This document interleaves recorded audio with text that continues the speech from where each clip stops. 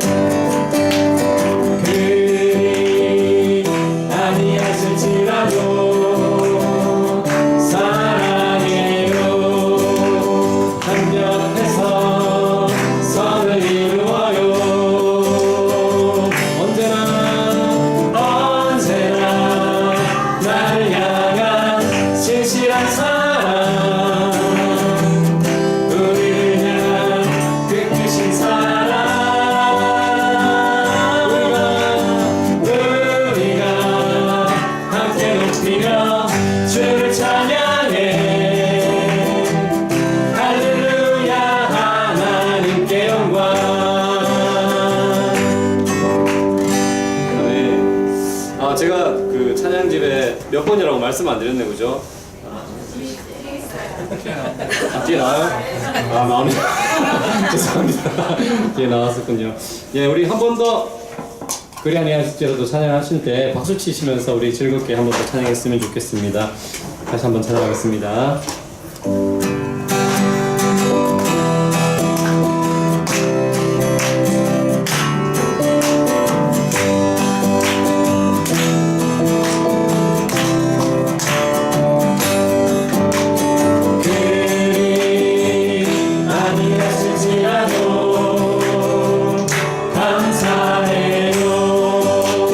주님 뜻을 믿기 때문이죠. 그리 아니하실지라도 사랑해요. 합력해서 선을 이루어요. 언제나 나를 향한 진실한 사랑, 신 사랑, 우리가 함께 높이며 주를 찬양해. 할렐루야, 하나님께 영광. 언제나 나를 향한 진실한 사랑, 우리를 향한 그 크신 사랑,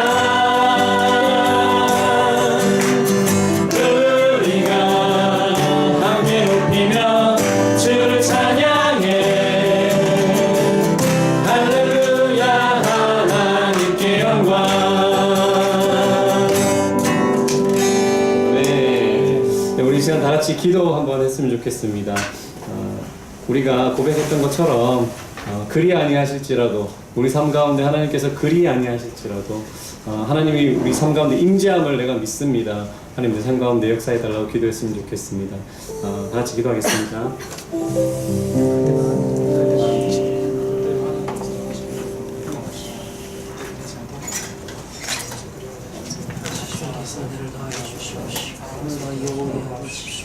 아버지 세상의 말씀, 세상의 시간을 가깝게 나아갈 수 있는 시간 같습니다. 주시옵소서.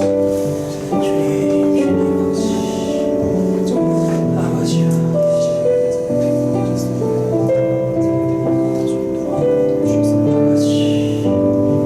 우리 계속해서 기도하겠습니다. 우리가 강할 때 하나님께서 역사하시는 것이 아니라 우리가 약할 때, 우리가 어려울 때, 우리가 절망 가운데 있을 때 오히려 하나님을 더 잘 볼 수 있게 되는 것 같습니다. 하나님 앞에 나아가기를 이 시간 고백하고 하나님 내 삶 가운데 역사해 달라고 기도했으면 좋겠습니다. 다 같이 기도하겠습니다.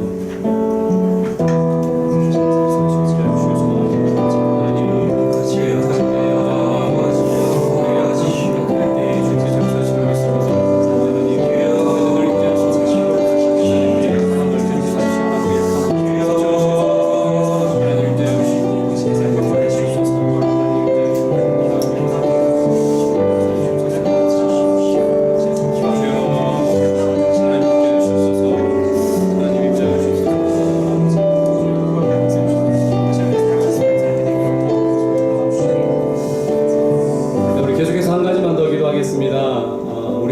중보가 필요한 지체들이 참 많이 있습니다. 그 제목들을 제가 여기에서 다 말씀드릴 수는 없기 때문에 생각나시는 대로 우리 교회 지체들을 위해서 기도했으면 좋겠습니다. 중보했으면 좋겠습니다. 다 같이 중보하며 나가겠습니다.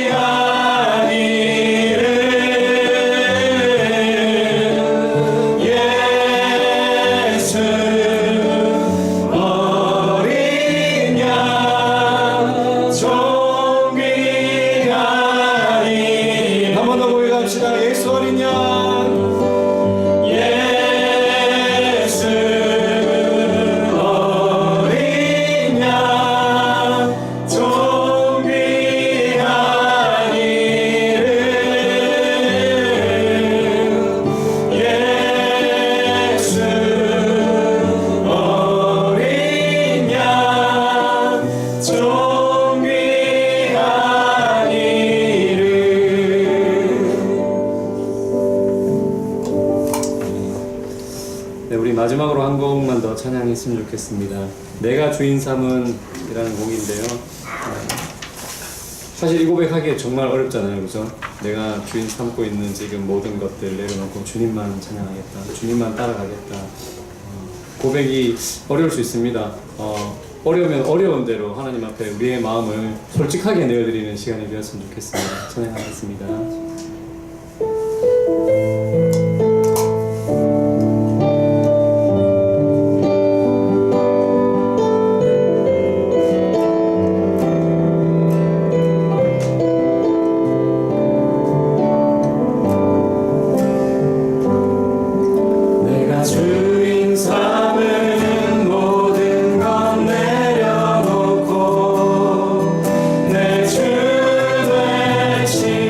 주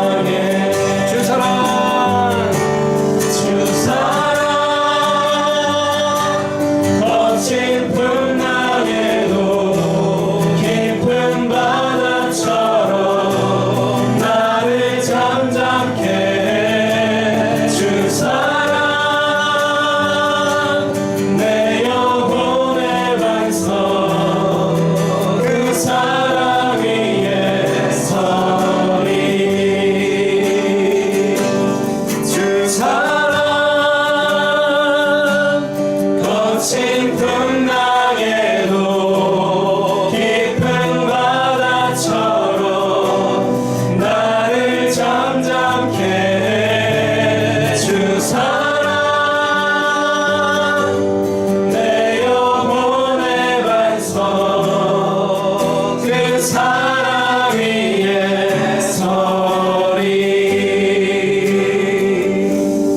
아멘. 우리 마지막으로 한 번 더 기도했으면 좋겠습니다. 우리가 고백했던 것처럼 하나님 앞에 다 찬양처럼 고백을 못할 때도 있을 것 같습니다.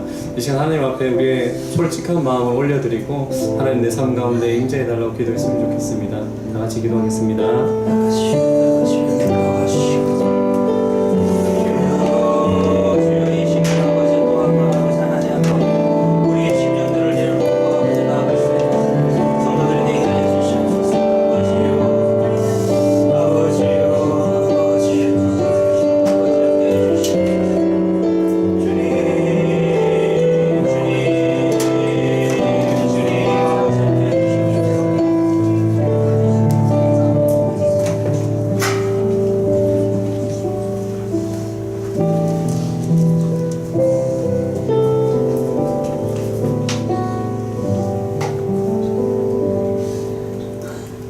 하나님 아버지, 이 오후에도 하나님의 말씀 앞에 엎드립니다. 주여, 우리에게 말씀하여 주시옵소서. 또 한 번 우리가 하나님의 말씀을 붙들고 나 자신을 돌이켜보며 하나님과 나 사이의 관계성을 점검하며 이 말씀, 이것을 하나님의 약속으로 받아서 하나님을 바라보며 나아갈 수 있는 그와 같은 우리 하나님께 성도들 되게 하여 주시옵소서. 하나님 아버지, 날씨가 많이 춥습니다.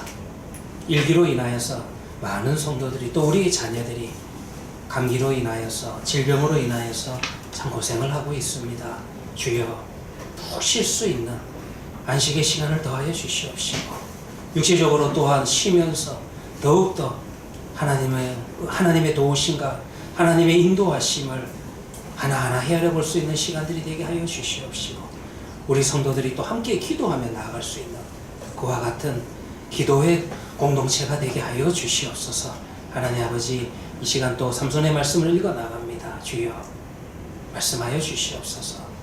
예수님의 이름으로 기도합니다. 아멘. 사사기서 13장하고 14장 초반 부분을 좀 읽어보도록 하겠습니다. 13장 1절부터 우리가 5절까지, 13장 1절부터 5절까지 우리 교독하도록 하겠습니다. 제가 1절을 읽고 우리 성도님들이 2절을 읽고 우리 사사기서 13장 1절부터 5절까지 교독하도록 하겠습니다. 제가 1절을 읽겠습니다. 이스라엘 자손이 다시 여호와의 목전에 악을 행하였으므로 여호와께서 그들을 40년 동안 블레셋 사람의 손에 넘겨주시니라. 우라떡에 나는 자의 가족 중에 마노아라 이름하는 자가 있더라. 그의 아내가 임신하지 못함으로 출산하지 못하더니 여호와의 사자가 그 여인에게 나타나서 그에게 이르시되, 보라, 네가 본래 임신하지 못함으로 출산하지 못하였으나 이제 임신하여 아들을 낳으리니 그러므로는 산과 포도주와 복주를 마시지 말며 어떤 이상한 것도 먹지 말지니라. 보라, 네가 임신하여 아들을 낳으리니 그의 머리 위에 삭도를 대지 말라. 이 아이는 태에서 나음으로부터 하나님께 바쳐진 나신인이 됨이라. 그가 블레셋 사람의 손에서 이스라엘을 구원하기 시작하리라 하시니. 그 다음에 우리 14장도 한번 넘겨봅시다.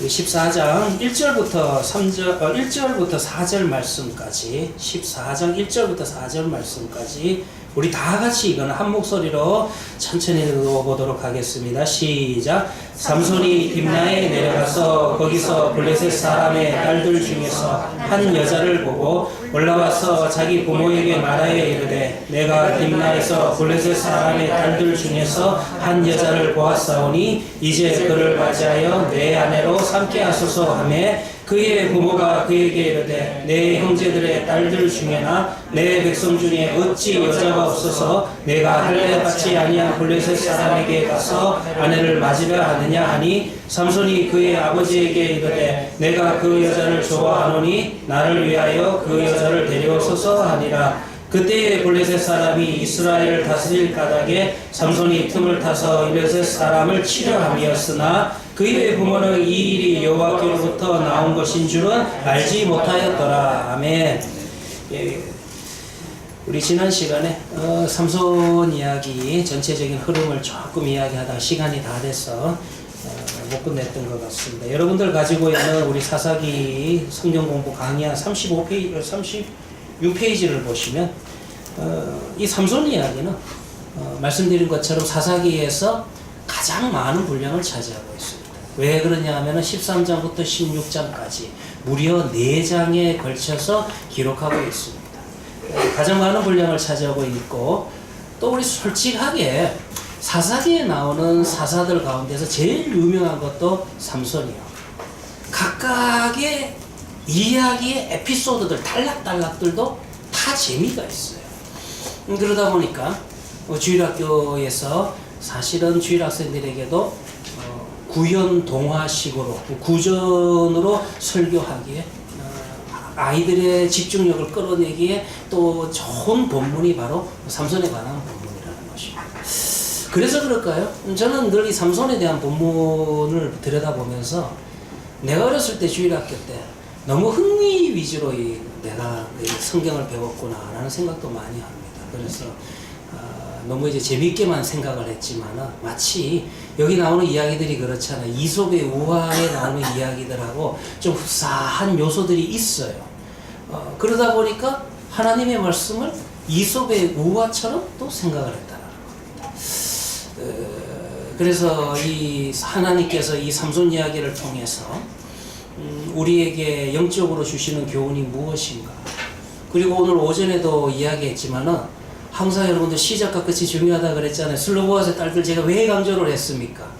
사실 별로 아닌 이야기인 것 같은데 스토리 자체만으로 이야기하면은 재산 상속 이야기하는 건가 슬쩍 넘어갈 수 있어요. 그런데 어떻습니까? 민수기에서 이 슬로보아스의 딸들에 대한 이야기가 나타나는 그 본문들이 굉장히 여러분들 구조적으로 중요하다. 27장에 나오고 민수기의 2부작을 시작한 27장에 나오고 2부작을 끝내는 36장에 나오고 그 다음에 여호수아서 17장은 이제 가나안 땅 정복이 끝나고 난 다음에 그 가나안 땅을 제비를 뽑아가지고 나누는 클라이막스가 여호수아서 17장인데 거기에도 여러분들 슬로보아스의 딸들이 나와서 땅을 받아 누리는 그 이야기가 또 여호수아서도 중요하게 나온다. 이런 위치적인 부분에 있어서 별거 아닌 것 같지만 이야기 자체만으로는 별거 아닌 것 같지만 단락적으로 매우 중요하다. 사사기의 삼손 이야기도 역시 단락적으로 중요하죠. 왜 중요하냐면 마지막이니까. 물론 뒤에 부록이 있습니다. 그런데 6명의 대사사의 이야기들 가운데서 6번째로 삼손 이야기를 놔두고 있다는 것도 중요하고, 또 하나 이게 연대기만은 아니라고 말씀을 드렸죠. 왜냐하면은 사실 입다의 이야기하고 히브리서에서 등장하는 사사의 순서를 보면은 삼손이 먼저 나오고 입다 이야기를 뒤에 합니다. 그런 것을 볼 때 어쩌면은 연대적으로 입다의 이야기가 더 뒤일 수도 있어요.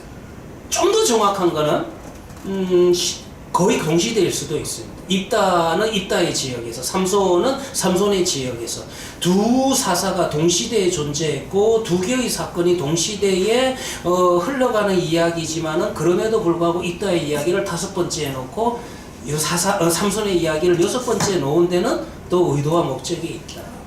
이스라엘의 상황이 어떠한가? 이스라엘의 영적인 상황이 어떠한가? 그 이스라엘의 현 모습을 잘 보여주는 것이 바로 삼손의 이야기라는 거예요. 그러면 여기에서 또 우리가 이 삼손에 대한 이야기를 읽어 나갈 때에 고민이 뭐냐 하면은 이런 고민이 있지요.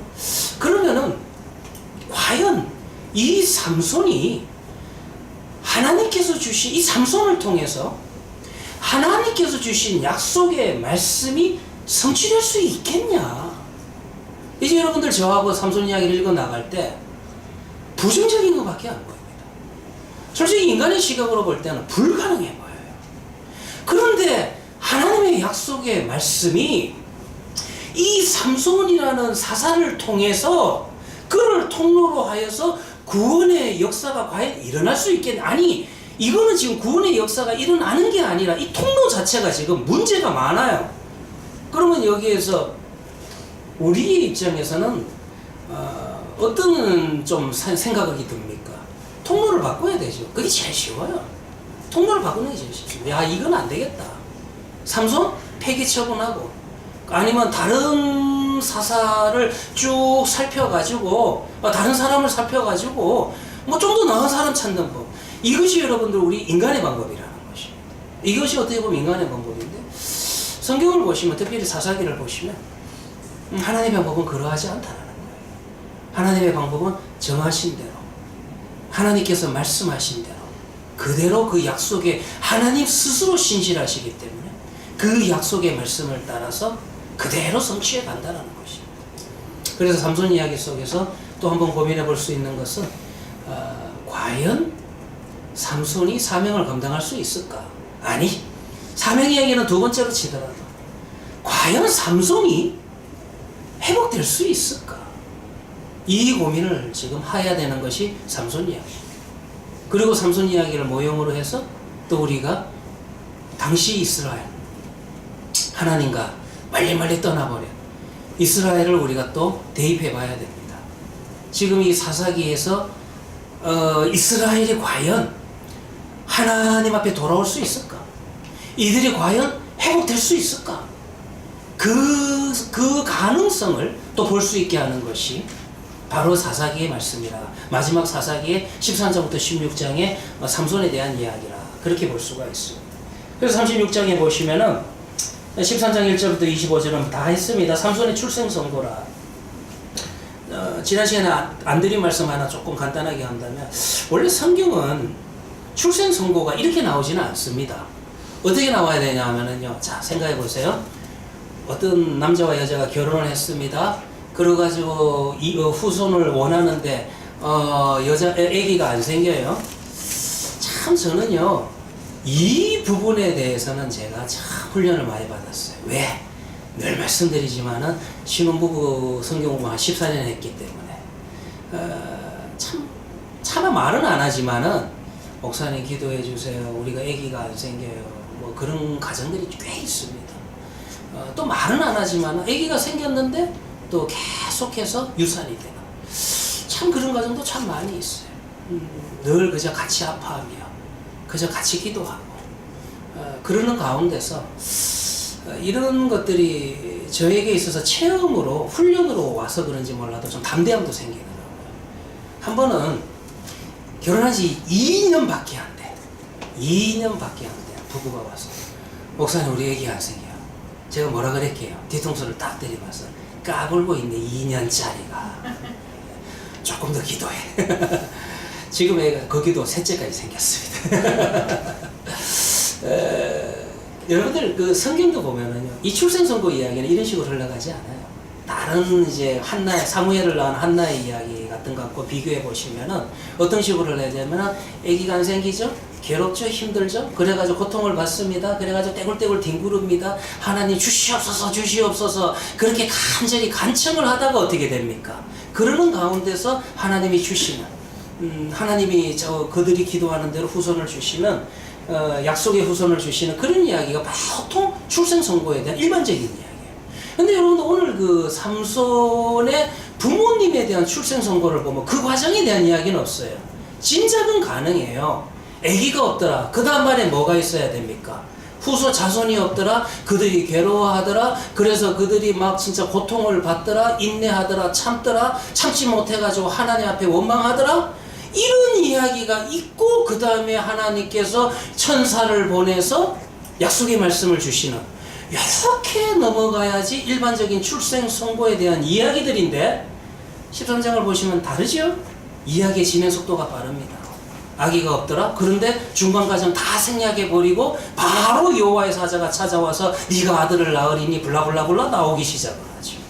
그러니까 여기 이 삼손 이야기에서는 오히려 삼손의 부모님들에 대한 관심사보다는 삼손이 태어나고 태어날 때에 하나님께서 주시는 약속의 말씀 그거에 대해서 더 집중하게 하시기 위해서 앞에 우리가 짐작 가능한 삼손의 부모님들이 오랫동안 품었던 그 괴로움의 시간들이 확 빨리 지나가는 겁니다. 그만큼 여러분들 천사가 삼손의 어머니에게 주신 말씀이 중요하다. 요거를 여러분들 머릿속에 좀 담아두시고요. 그 다음에 14장에는 이미 읽었습니다. 우리가 14장도 1절부터 4절까지 읽었는데 블레셋 여인과 결혼하는 삼손에 대한 이야기가 나오고요. 그 다음에 15장에는 여우를 잡아서 블레셋의 밀밭을 다 태워보는 이야기. 15장 9절부터 20절은 나귀의 턱뼈로 블레셋의 용사 1,000명을 죽이는 이야기. 그 다음에 5번을 보시면 16장 1절부터 3절에는 블레셋의 가사에서 창기와 동침하는 이야기. 그 다음에 16장 4절부터 22절은 그 유명한 들릴라와 삼손에 대한 이야기가 나옵니다. 그리고 여러분들 16장 23절부터 31절은 이제 여기서부터는 지난 시간에 이제 말씀을 안 드렸는데 블레셋 족속들이 만족합니다. 삼손을 잡았으니까. 그래서 죽이지 않는 거예요. 최대한 수치를 주기 위해서, 최대한 우리의 신이, 그들이 섬기는 그들의 신 다곤이 이 이스라엘 삼손의 신 여호와 하나님보다 능하다라는 것을 보이기 위해서, 그것을 희롱거리로 만들기 위해서, 그거를 증거로 삼기 위해서 좋은 방법은 뭐냐 하면은 죽이는 게 아니죠. 오히려 삼손으로 하여금 지하 감옥에 넣고 삼손으로 하여금 맷돌을 돌리게 하는 그와 같은 방식을 취합니다. 여기서도 맷돌은 우리가 아는 그런 맷돌이 아니겠죠. 일반적으로 이야기하는 맷돌은, 우리 한국 사람들이 생각하는 맷돌은 손으로 돌리는 그 맷돌의 손잡이를 오처구리라 그러대요. 제가 그때 알았습니다.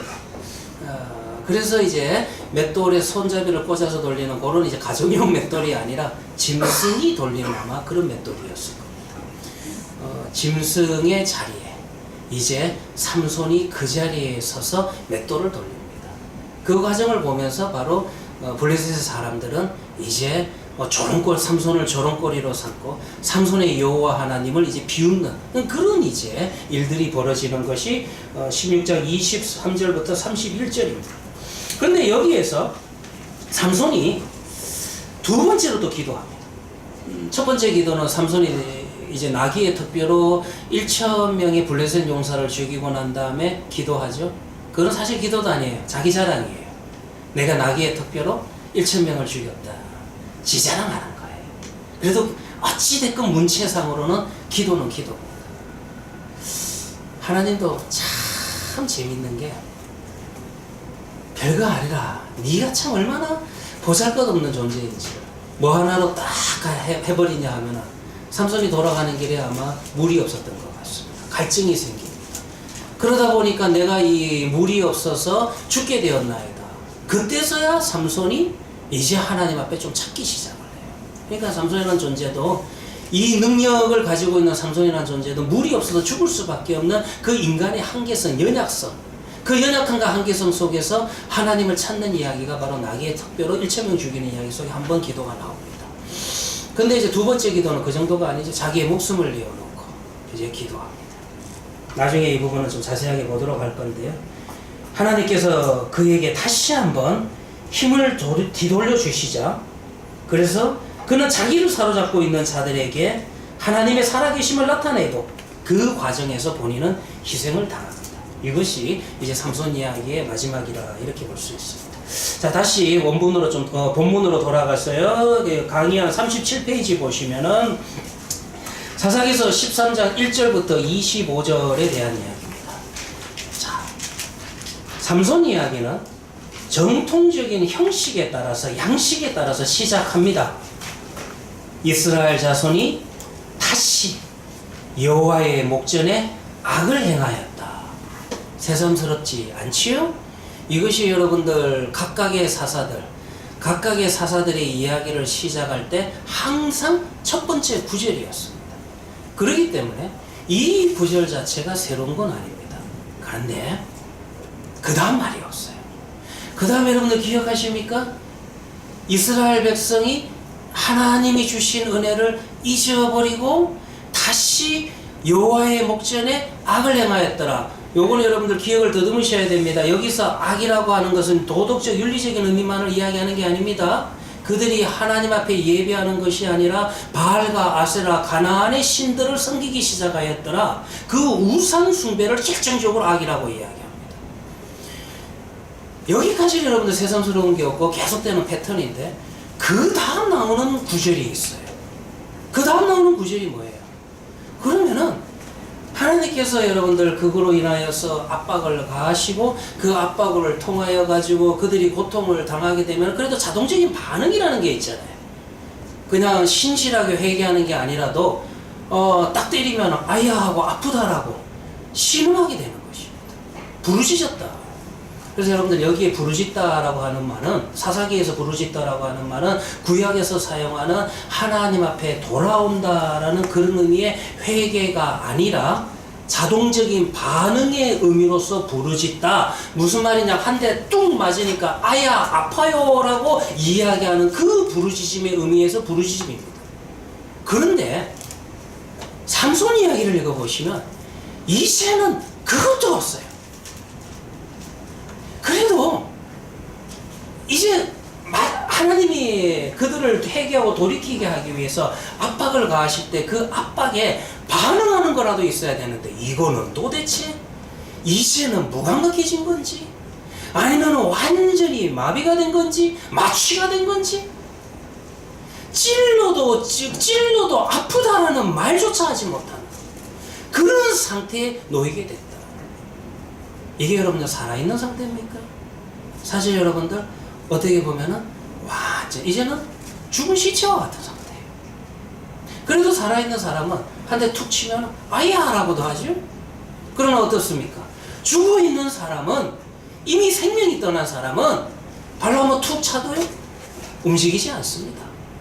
아파하지 않습니다. 삼손 이야기는 이렇게 시작을 합니다. 이때 상태가 어떤 상태라? 그들이 여호와의 목전에 다시 악을 행했다. 그런데 그 다음 나와야 될 말, 그들이 하나님이 대적을 세우시고 블레셋에 40년 동안 대적 밑에 있는데 그 다음 나와야 될 말이 뭡니까? 그들이 여호와께 부르짖었더라.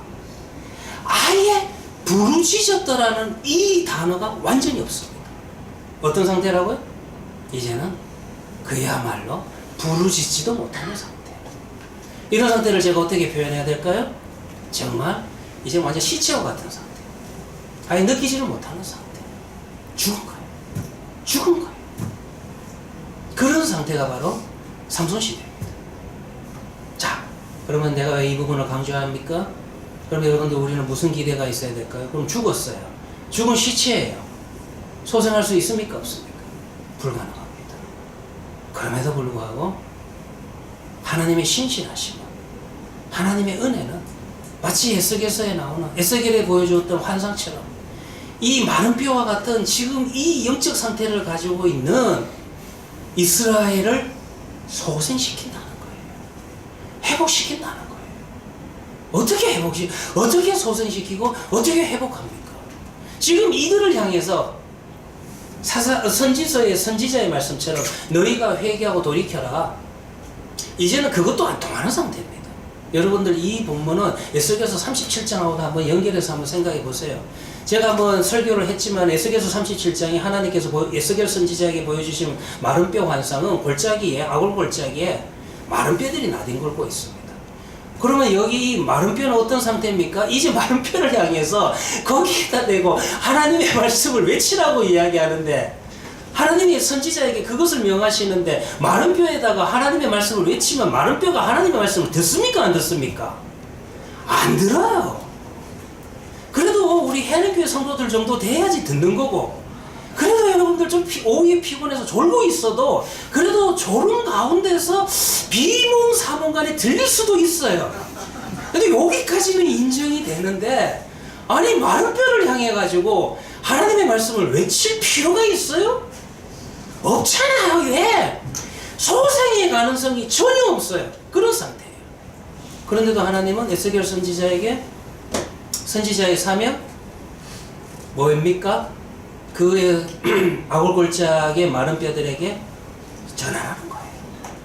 똑같은 이야기입니다. 삼손 이야기는 여러분들 그렇게 여러분 생각하시면 됩니다. 지금 마른 뼈와 같은 상태예요. 그런데 하나님이 지금 이 상황 속에서 사사를 세워요.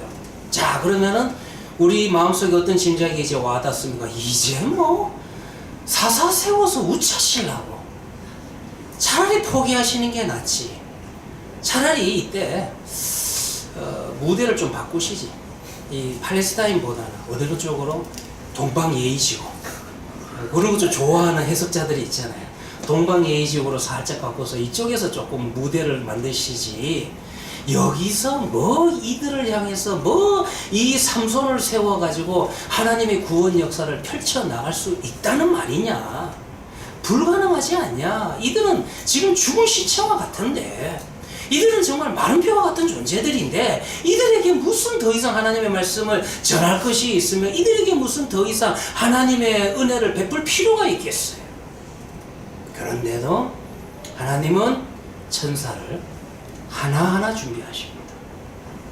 천사를 어떻게 보면은 삼손의 어머니에게 보내셔서 앞으로 하나님께서 하실 일을 말씀하십니다. 예언하세요. 이상하게도요, 여기서 잘 보셔야 되는 게, 이상하게도 하나님의 백성이 여호와께 부르짖어서 40년에 걸친 블레셋 족속의 압제로부터 구원해 주실 것을 간구했다는 표현은 삼손 이야기에는 전혀 없습니다. 그리고 난 다음에 여러분들 삼손, 이미 좀 말씀드렸지만 삼손의 출생 선고는 여러 가지 점에서 성경 안에 있는 다른 출생 선교와 평행을 또 이루는 부분도 있습니다. 특별히 창세기의 이스마엘에 대한 이야기, 이삭에 대한 이야기, 신약의 세례 요한에 대한 이야기, 그리고 또 예수님에 관한 이야기들, 비슷비슷한 부분이 있어요. 어떤 부분이 비슷하냐 하면 한 5가지 정도로 이야기하면 공통점은 이런 공통점도 있습니다. 천사가 나타나고, 그리고 그 하나님의 말씀을 전해주는 천사 앞에서 그 천사를 만난 자가 두려워하고 엎드립니다. 이게 하나님을 만나는 정상적인 반응인 것 같아요. 우리의 피조물이 창조주된 하나님을 만나게 될 때 인간의 실존에 대한 가장 첫 번째 단계가 나와 하나님은 공통점이 없다. 나는 나의 죄로 인하여서 죽을 수밖에 없다. 그러니까 그 이전에 우리의 선행과 공로가 완전히 무너져 내립니다. 나는 죽을 수밖에 없는 존재. 하나님 앞에 선 인간이 자신이 하나님과 비교해 볼 때 나타나는 첫 번째 반응이 바로 이 반응이에요. 영화 보셨는지 모르겠지만 신과 함께 전형적으로 여러분들 어떻게 보면 불교적 색채가 더 강하고요. 그 다음에 샤머니즘적인 색채가 굉장히 강합니다. 근데 제가 여러분 설교 시간에 지금 이야기합니다. 그래서 제가 재미있게 봐가지고 또 옆에서 뭐 우셨던 집사님도 있고, 내가 저기에서 이거 우신 집사님, 양옆에 우신 집사님, 내 명단은 말 못하겠는데 남자입니다, 남자. 은혜 많이 받으셨죠. 그래서 제가 야 이게 재밌다 해가지고 제가 또 원작을 또 찾아봤다는 게 아닙니까? 만화책. 제가 만화책을 진짜 오랜만에 수십 년 만에 본 것 같아요. 그래서 이게 원래 원작이 만화가가 만화로 한 10년 전에 그린 거를 이번에 영화로 만들었다. 만화책을 보니까 만화책은요 원작하고 많이 다르더라고요. 제가 여기서 또 이제 또 제 전공이 나오기 시작하는데 또 보니까 만화책은 거의 여러분들 약간 샤머니즘적이에요. 완전히 불교적이고 기독교적인 색채가 전혀 없습니다. 근데 이게 어찌된 영문인지 제가 조금 그래도 조금 좋게 이야기합니다. 그러나 여러분들 기독교적인 건 아니지만은 이 영화 속의 내용 자체가 상당히 여러분들 기독교적인 색채가 좀 강한 거 하나는 제가 발견한 게 있어요. 왜 그러냐 하면은 거기에 그 주인공이 다른 사람을 살리기 소방대원인데 다른 사람을 살리기 위해서 자신이 그 사람을 살리기 위해서 죽습니다. 살신성인이라 이렇게 이야기할까요? 제가 한자를 뭐 약하지만 오랜만에 한자 영화 한번 써봤어요. 그래가지고 이제 저 세계로 가는데 이 사람은 여러분들 남을 위해서 대신 죽은 사람이니까 어떤 명찰이 붙냐면 귀인, 정말 귀한 사람이다. 아주 뭐 진짜 이 사람은 뭐 그야말로 좋은 곳에 갈 1순위를 따놓은 것처럼 그렇게 이제 막 칭찬을 받아요. 근데 어떠세요? 그 영화 속에서도요, 분명히 저는 이건 긍정적으로 좀 이야기하고 싶어요. 감독이 와 기독교인인가 원작에서 기독교적 색채를 살짝 넣은 것 같아. 그런데 이제 이 심판관을 지나는 과정에서 계속해서 내가 좋은 곳에 갈 수 없는 존재라는 거. 정말 본인 이거보다 여러분들 세상에서 선행을 쌓은 사람이 어디 있어요? 남을 위해서 자기가 대신 죽었어요. 그런 최고의 선행을 쌓았는데도 이 심판을 계속 가다가는 가운데서 내가 죄인이구나, 내가 죄인이구나, 나 죽을 수밖에. 마지막에 여러분들 그 주인공이 염라대왕 앞에서 나 좀 죽여달라고, 나는 지옥 가도 된다고 자기 스스로 이제 막 이야기합니다. 갑자기 감동받으시면 안 됩니다. 이거는 성경 이야기가 아니라 신과함께라고 하는 영화의 이야기. 제가 왜 그 이야기를 자세하게 하냐면 이게 여러분들 이 신구약 성경 전체에 나오는 출생 선고를 받은 하나님의 천사를 만난 자들에게 나타나는 공통적인 자세라는 거예요. 정말로 하나님을 만난 자는 하나님 내가 이런 거 했습니다. 저런 거 했습니다. 내 선행과 내 공로가 나타나는 게 아니라 뭐가 나타나냐면 하나님 나는 죄인으로서이다. 나를 떠나시옵소서. 두려워 떨게 된다는 거예요. 왜? 거룩하신 하나님을 만나니 나의 죄성이 드러나 보이는 거예요. 그 하나님과 나 사이에 공통점이 없는 거예요. 그 하나님의 나라에 내가 들어갈 자격이 없다는 것을 깨닫는 겁니다. 이것이 인간 실존의 한계성입니다. 여기에서 하나님의 은혜가 시작됩니다. 이 지점에서 하나님의 사랑이 무엇인지 알게 되고 간구하게 되고 귀하게 여기게 됩니다. 그래서 여러분들 볼 것 같으면은 만난 자가 다 두려워하고 떠는 과정이 있어요. 그리고 세 번째는 이제 그리고 난 다음에 하나님의 메시지 말씀이 전달이 됩니다. 그래서 말씀이 세 번째로 전달을 되고 또 하나 재미있는 거는요. 이 정도 되면은 이 정도 체험이면은 어때요? 우리가 생각할 때는 모든 것이 믿어지고 모든 것이 참 순종이 될 것 같죠? 아닙니다. 이런 체험이 있어도요. 계속해서 우리의 믿음 속에 의심과 불안은 계속 따라갑니다. 한결같은 또 그 다음 단계, 네 번째 단계가 뭐냐 하면은 이런 말씀을 주는데 안 됩니다 하면서 반대를 해요. 우리 같으면 여러분들 우리 신앙생활 가운데서 천사 한번 봤으면 뭐 그 다음은 뭐 다 믿어질 것 같지요. 아니에요. 여러분들 오히려 말씀을 통해서 하나님을 알아가고 하나님을 믿어가고 하나님과의 인격적인 관계가 깊어지는 것이 믿음의 어떤 정상적인 코스지, 오히려 여러분들 봤다고 해가지고 믿음이 여러분들 깊어지는 게 아닙니다. 믿음의 확신이 오는 것은 아니에요.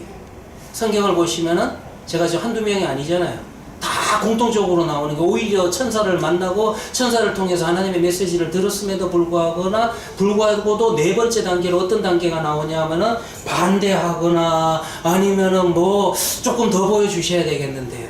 추가 정보를 요구하게 됩니다. 그 다음에 그러니 또 마지막 다섯 번째 단계는 어떤 단계냐면 하나님이 사인을 주십니다. 표적을 주십니다.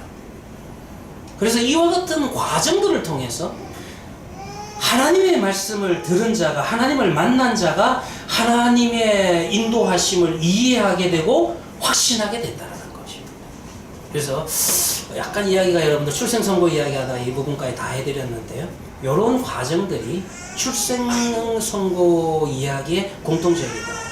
그럼에도 불구하고 차이점은 말씀드렸습니다. 차이점은 뭐라 그랬죠? 차이점은 다른 출생선고는 다 부모들이 괴로워하는 과정들, 그 인내하는 과정들이 있는데 지금 이 삼손의 이야기는 그런 과정들은 건너뛰고 있다. 요거 하나만 좀 차이점이다. 이렇게 볼 수 있어요. 자, 그래가지고요. 삼손의 부모, 아버지의 이름은 마노아입니다. 그래서 노아라고 하는 이름 앞에 마라고 하는 적두전치사가 붙어 있습니다. 그러면은 구원의 장소, 안전의 장소, 그런 뜻입니다. 천사는 아이를 낳지 못하는 한 여인을 예고 없이 방문하여 그녀가 아들을 낳을 것이라는 사실을 이야기하게 됩니다. 그래서 그녀가 들었던 이야기 중에서도 가장 흥미로운 게 뭐냐 하면은, 가장 관심사가 뭐냐 하면은, 블레셋 사람의 손에서 이스라엘을 구원하기 시작할 거다. 되게 잘 들으셔야 됩니다. 그러니까 블레셋 사람의 손에서 이스라엘을 구원한다가 아니라 이제는 구원하기 시작할 것이다. 이게 또 다르지요. 전에는 하나님이 구원자로서 사사를 세우시면 그 사사가 이스라엘을 구원했습니다. 그런데 이제는 상태가 너무 심각하니까 수술을 너무 오랫동안 해야 되니까 어디서부터 시작하냐면, 사사를 세우기는 세우는데 블레셋 사람의 손에서 이제 아예 꿈도 꾸지 못하겠는데, 엄두도 내지 못하겠는데 구원하기 시작할 것이다. 이제 그런 약속의 말씀을 주셔요. 여기서도 여러분들 블레셋에 대해서 좀 자세히 한 번 더 설명을 드리면, 블레셋은 사실 가나안 원주민이 아닙니다. 해양 이주민족이었어요. 창세기에 보면은 벌써 아브라함이 블레셋 사람을 만나는 기록이 있기는 있습니다. 그러나 그건 아주 소수일 거고, 요수아가 가나안 땅에 들어가고 난 이후 어느 시점에서부터 이제 블레셋 사람들이 지중해를 건너서 해변가에, 그래서 팔레스타인 지역 이제 해변가에 서서히 정착을 하기 시작을 합니다. 블레셋의 특징은요, 왕이 없습니다. 물론 여러분들 성경에 보시면은 블레셋의 왕이라 그렇게 이야기하지만은, 블레셋은 정확하게 왕이라고 할 때는 5명 중에 1명일 거예요. 블레셋은 도시 연합체의 정치 형태를 가지고 있는데, 특별히 5개의 주요 도시를 중심으로 해가지고 이 5개의 도시가 서로 협의하는, 서로 협력하는 그런 이제 도시 연합체입니다. 그래서 공공의 적이 일어나면은 5개의 도시가 연합을 해서 공공의 적을 막아내는 그와 같은 방식을 가지고요. 그리고 각각의 왕이라고 할지라도 각 지역마다 왕이 있고, 그리고 그 중에서 대표자를 뽑나. 특별한 일이 있을 때 대표자를 뽑아가지고 5도시를 다 통치하는 그런 왕을 세우는 이런 방식으로 이제 세워진 것이 블레셋입니다. 그리고요, 블레셋 장수 가운데 골리앗이라고 하는 유명한 장수가 나오죠. 이 골리앗이 아마 아낙 자손의 후손이었을 겁니다. 창세기에 보면 이제 거인의 아주 키가 크고 덩치가 큰 아낙 자손에 대한 이야기가 나오는데, 그 아낙 자손 때문에 이스라엘 백성들이, 오늘 첫 오전 설교와 약간 연결되지만은 시간 관계상 이야기를 담아냈는데, 이스라엘 백성들이 출애굽을 한 첫 번째 이스라엘 세대가 뭐 때문에 하나님의 약속의 말씀을 잊어버렸냐면 아낙 자손을 보고 잊어버렸어요. 가서 정탐해 보니까 가나안 땅에 아낙 자손이라고 있는데, 걔들은 성벽도 얼마나 크고, 그리고 얘들이 얼마나 덩치가 좋은지 우리는 그 앞에 메뚜기라. 얘들하고 전쟁해 봐야 우리 진다. 그러니까 아낙 자손의 그 덩치에 누가 밀렸냐면은 하나님의 약속의 말씀이 뒤로 밀린 거예요. 이게 여러분들 1세대와 2세대가 약속의 말씀을 대하는 자세의 차이였다라고 오전에 말씀드렸죠. 이때 여러분들 이 아낙 자손이 나중에 여호수아와 갈렙에 의해서 그들의 성읍이 무너지고 난 다음에 일부가 어디로 가냐 하면은 지중해 해변으로 가게 됩니다. 그래서 거기에서 블레셋 족속에 합류하게 되고, 그래서 아마 블레셋의 장군이었던 골리앗이 그렇게 키가 컸던 것은 바로 이 사람은 전형적인 블레셋 족속이 아니라 아낙 자손의 후예가 아닌가 이렇게 본다라는 것이에요. 그래서 아무튼 골리앗에 대한 이야기도 바로 이제 키가 큰 것도 그런 좀 성경에 연결성이 있고요. 근데 이들이 어찌된 영문인지 지중해 해변에서부터 세력을 키우기 시작을 합니다. 그래서 이제 사사시대 말기가 되면은 이스라엘을 그냥 내륙 가운데까지 들어와서 이스라엘을 흔듭니다. 그리고 여러분들 사울왕 시대가 되면 어떻게 됩니까? 뭐 골리앗과 다윗의 전쟁 이야기 어디서 벌어지냐면 바로 예루살렘 성벽, 바로 예루살렘 근처에서 그 전쟁이 일어나요. 그러니까 이 블레셋의 영향력이 예루살렘 내륙 한가운데인 예루살렘까지 이제 들어온다라는 것도 우리에게 보여주는 것을 알 수 있습니다. 나중에 여러분들 이 블레셋의 영향력을 완전히 끊어내는 자가 누구냐 하면 다윗입니다. 다윗이 왕이 되고 난 다음에 블레셋과의 전쟁에서 계속해서 연전연승을 합니다. 또 마지막 이야기까지 더해드린다면 그러면은 이제 다윗 시대 때 블레셋이 완전히 망했느냐? 참 이 민족이 상당히 여러분들 끈기가 있어요. 나중에 망하지 않습니다. 그냥 영향력이 축소돼서 다시 지중해 해변가로 몰려간 거지. 나라가 망한 것은 아니고 북이스라엘과 남유다가 망할 때까지도 아수르와 바벨론 시대까지도 그래도 그들의 종족을 유지했던 것이 블레셋의 특징입니다. 그만큼 여러분들 블레셋은 훗날 이제 페르시아 시대까지 페르시아 시대 때쯤 아마 흔적이 없어지는 걸로 그렇게 보는데 이 블레셋인데 아무튼 사사 시대 이 삼손 이야기부터 사무엘 상까지는 이스라엘의 최대 대적이 이스라엘을 괴롭히는 최대 대적이 블레셋이라고 하는 것은 아시기를 바랍니다. 그래서 아무튼 이제 천사는 아이를 낳지 못하는 한 여인을 예고 없이 방문해서 그녀가 아들을 낳을 것이라는 사실을 밝히게 되고 그 다음에 이제 블레셋 사람의 손에서 이스라엘을 구원하기 시작할 것이다라는 이 복음을 복된 소식을 전하게 됩니다.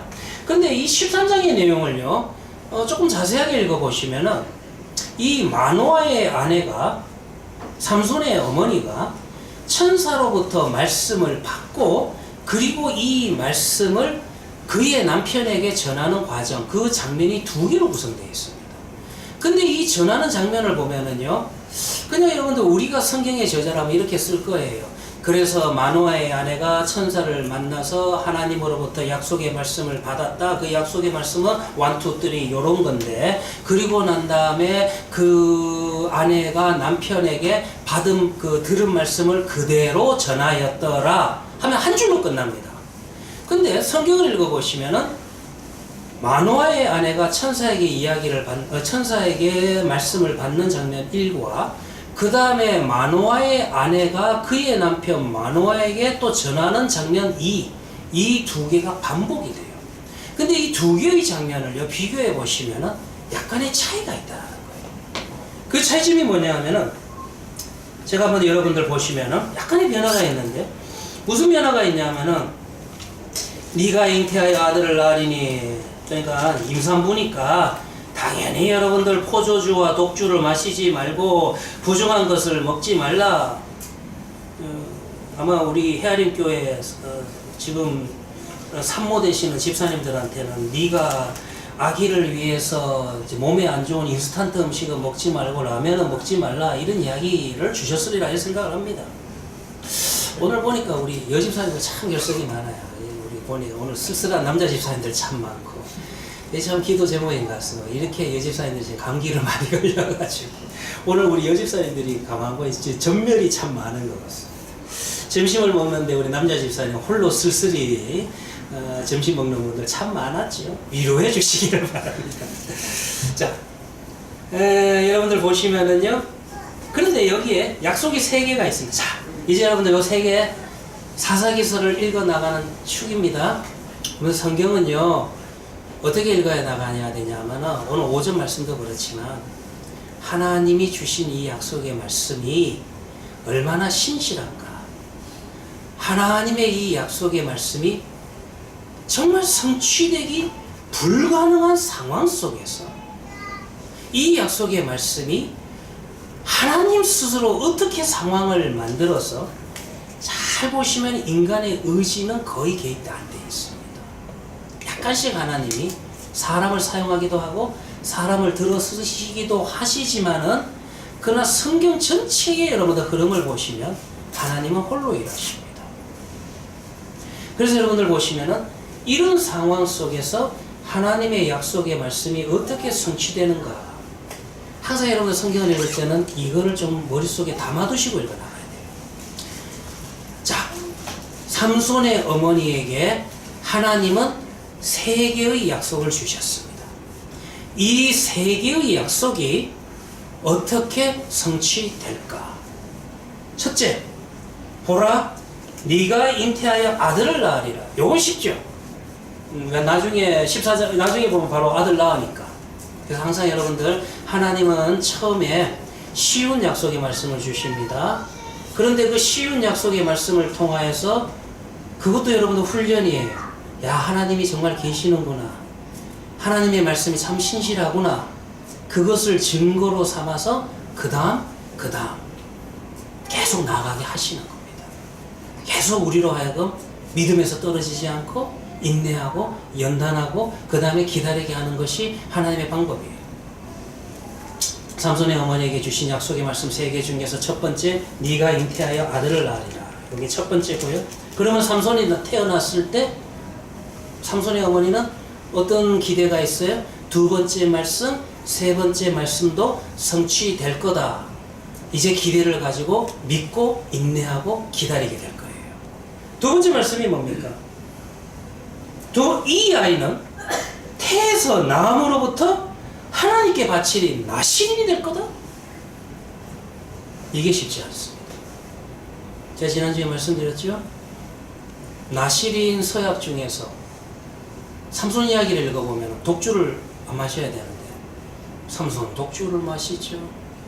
그 다음에 여러분들 나귀의 특별 이야기나 그 사자를 찢어 죽이는 이야기가 여러분들 재미있게 보실지는 몰라도 더 중요한 거는 사자를 죽이고 돌아올 때 그 사자의 시체에서 꿀을 취하는 거, 시체에 손을 댑니다.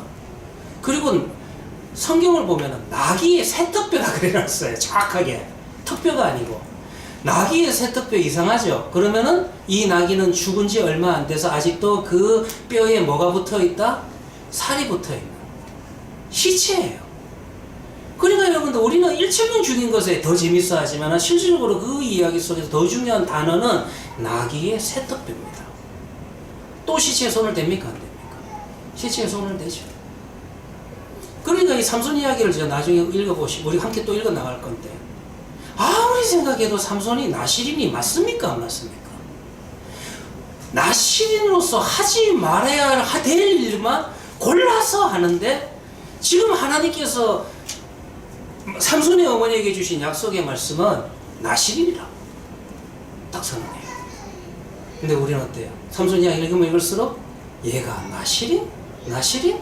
나시린? 힘들어요. 그러니까 세 번째는 더 힘들죠. 그가 이스라엘을 세 번째 약속의 말씀은 그가 이스라엘을 구원하기 시작할 것이다. 아 근데 두 번째 이 사람이 나시린으로서 하나님 앞에 성별된 모습이 전혀 없는데 어떻게 이 삼손을 통해서 하나님의 구원의 역사가 일어나기 시작할 합니까? 더 불가능한 이야기 아니에요? 첫 번째 약속의 말씀은 성취된 건 알겠는데 두 번째 약속의 말씀과 세 번째 약속의 말씀은 아무리 생각해도 성취된다는 건 불가능합니다. 그러면은 이제 우리는 삼손 이야기를 이제 14장부터 읽어 나가면서 하나님이 이 약속을 어떻게 성취해 갈 건가? 그것을 보셔야 돼요. 하나님이 어떻게 일하시는가? 그 동일하신 하나님이 삼손과 같은 나의 삶에 들어와서 나를 어떻게 만드시고 어떻게 이끄시고 어떻게 인도하실까? 그것도 여러분들 볼 수 있어요. 하나만 더 하면 이제 마노아의 아내가 남편 마노아에게 들은 이야기를 전합니다. 하나 특징이 있죠. 여러분들 그 도표를 보시면 단어 하나가 더 나와요. 의미심장합니다. 이 아이는 태에서 나음으로부터 죽을 날까지 하나님께 바치온 나시린이라. 삼손이 죽을 날까지 하나님께 바치온 나시린이 될 것이라. 이 이야기는 사실 직접적으로 받은 본문에는 없었는데 그의 어머니가 남편에게 전하는 과정에서 단어 하나가 더 첨가됩니다. 죽을 날까지. 이 단어가 왜 첨가됐는지 우리는 계속 삼손 이야기를 읽어나가면서 하나님의 또 섭리를 우리 하나씩 배워나가는 시간이 되기를 소원합니다. 기도하다 우리 다 같이 주기도문으로 마치도록 하겠습니다. 하늘에 계신 우리 아버지여, 이름이 거룩히 여김을 받으시오며 나라의 나옵시오며 뜻이 하늘에서 이루어진 것 같이 땅에서도 이루어지이다. 오늘날 우리에게 일용할 양식을 주옵시고 우리가 우리에게 죄진 자를 사하여 준 것 같이 우리 죄를 사하여 주옵시고 우리를 시험에 들게 하지 마옵시고 다만 악에 쏘옵소서. 내게 나라와 권세와 영광이 아버지께 영원히 있사옵나이다.